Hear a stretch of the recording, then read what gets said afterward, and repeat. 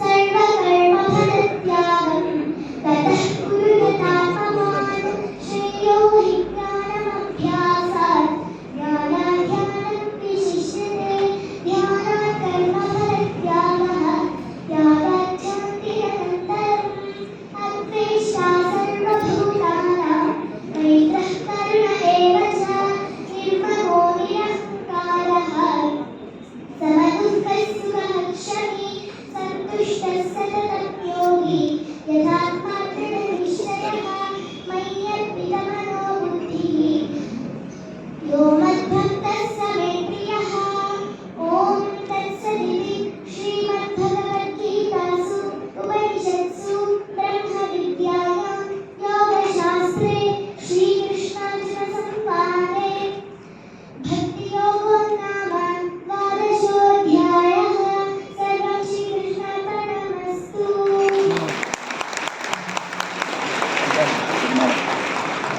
ಎಲ್ಲಿ ಮಾಡಿ ಬರುವ ಧನ್ಯವಾದಗಳು ಧನ್ಯವಾದಗಳು ಕುಮಾರಿ ಕೈಯಲ್ಲಿಗೆ ಗಣೇಶನನ್ನ ಪ್ರಾರ್ಥಿಸಿ ನಮ್ಮ ಸಂಸ್ಕೃತಿಯನ್ನ ಎತ್ತಿ ಹಿಡಿದ ಗೌರವ ಆಕೆಗೆ ಸಲ್ಲಿಸುತ್ತೆ. ಮತ್ತೊಮ್ಮೆ ಧನ್ಯವಾದಗಳನ್ನ ಹೇಳಲಿಕ್ಕೆ so beautifully.